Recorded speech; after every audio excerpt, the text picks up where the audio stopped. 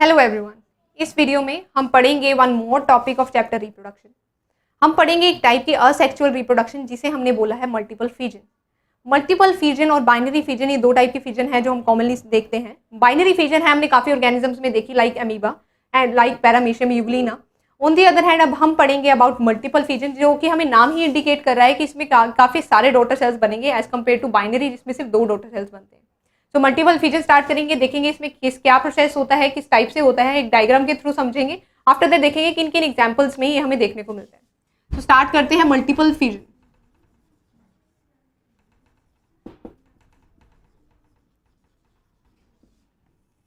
तो multiple fission जो हमारे पास यहाँ नाम ही इंडिकेट करता है, फिजन हो रही है, डिवीजन हो रही है किसमें, मल्टीपल डॉटर सेल्स में। तो इसको डिफाइन कर लेते हैं, बेसिकली ऐसी डिवीजन जिसके अंदर जो पेरेंट सेल है वो क्या है, नंबर ऑफ डॉटर सेल्स में डिवाइड हो जाता है।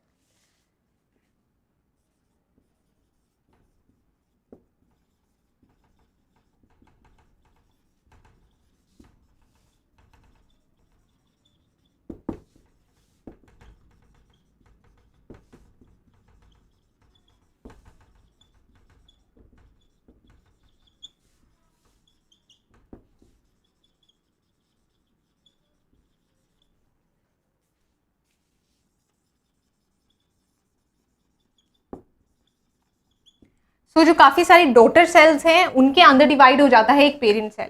ठीक है, ये जो मल्टीपल फिजन है इसके अंदर जो डॉटर सेल्स हैं उनके अंदर पर्टिकुलरली फर्स्टली न्यूक्लियस की डिवीजन होती है। आफ्टर दैट साइटोप्लाज्म है वो उनमें अरेंज हो जाता है। आफ्टर दैट उनमें सेल मेम्ब्रेन बनती है। तो बेसिकली क्या होता है,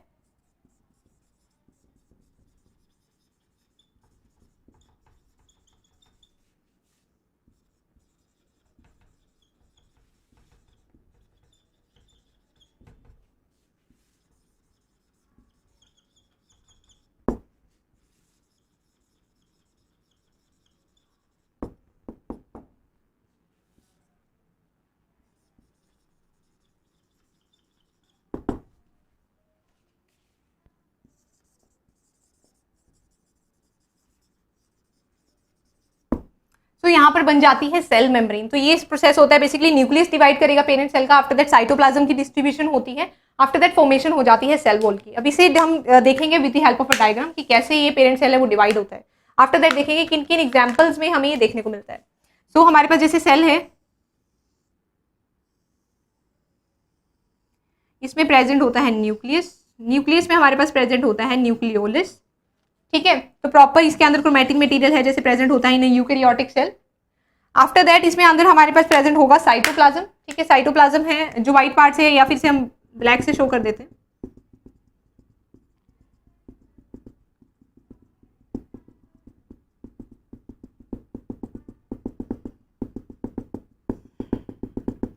तो ये साइटोप्लाज्म हमारे पास हो जाता है, न्यूक्लियस हो जाता है। आप देखेंगे इसकी डिवीजन कैसे होती है।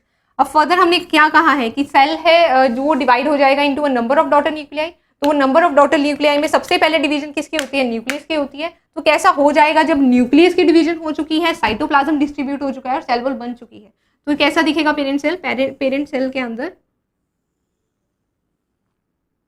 जो पेरेंट सेल के अंदर हमें क्या दिखेगा, काफी सारी डॉटर न्यूक्लियाई दिखेगी।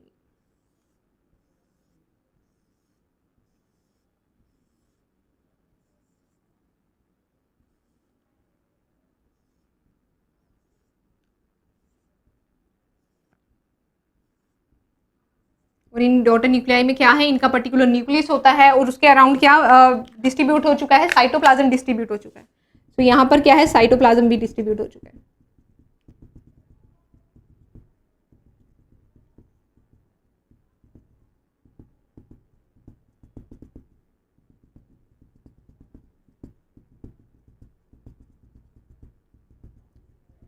ये हमारे पास क्या है, सेल मेम्ब्रेन बन चुके हैं। तो ऐसे ही डिफरेंट क्या है, डॉटर न्यूक्लियाई बन जाते हैं पेरेंट सेल के अंदर ही। नीचे जो साइटोप्लाज्म है उससे साइटोप्लाज्म कुछ अरेंज हो जाता है न्यूक्लियस के अंदर। अब क्या होगा, अब इन्हें रिलीज होना पड़ेगा, इन डॉटर सेल्स को नया इंडिविजुअल बनने के लिए रिलीज होना पड़ेगा। तो क्या होगा, ये जो मेम्ब्रेन है इसकी क्या होगी, रप्चरिंग। तो अब यहाँ से मेम्ब्रेन की रप्चरिंग हो जाती है।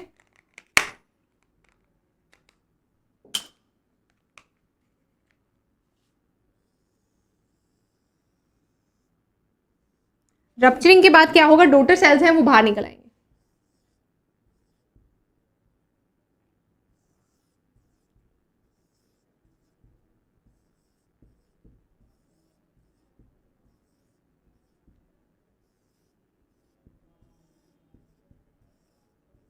तो ये डॉटर सेल्स हैं वो रिलीज हो जाएंगे after the rupturing of cell membrane, वो वीक हो जाएगी, उसके बाद ये रप्चर हो जाएगा। तो बेसिकली हमारे पास क्या है, यहाँ पर पेरेंट सेल है, आफ्टर दैट उसके अंदर क्या है, number of daughter nuclei,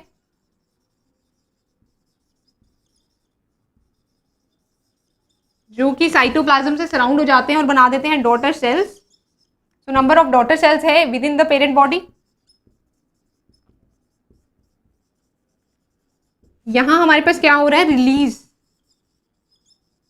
of daughter sales.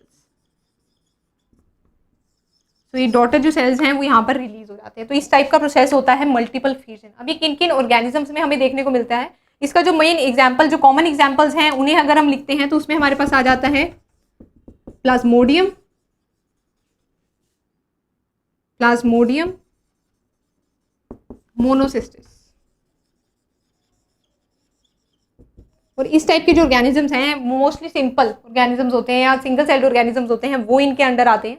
इसमें हमारे पास हमने पढ़ा है अबाउट प्लाज्मोडियम एंड मोनोसिस्टिस। जो प्लाज्मोडियम है ये कैसा ऑर्गेनिज्म है, ये एक प्रोटिस्ट है जो कि एक डिसीज कॉज करता है, जो हम सब जानते हैं, which is malaria.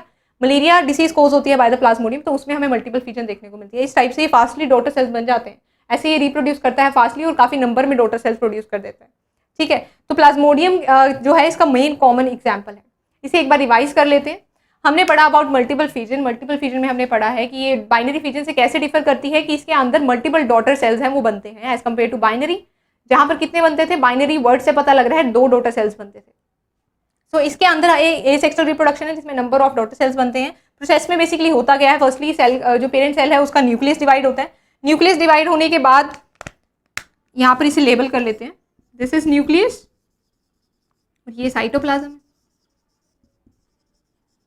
So nucleus divide होता है, आफ्टर दैट साइटोप्लाज्म है वो इन जो है जो डॉटर सेल्स है उसमें डिस्ट्रीब्यूट हो जाता है। उसके बाद सेल मेम्ब्रेन बन जाती है, उसकी रप्चरिंग होती है जिससे ये डॉटर सेल्स हैं वो रिलीज हो जाते हैं। ये हमने देखा in the organisms like Plasmodium and Monocystis. तो ये था ऑल अबाउट मल्टीपल फ्यूजन।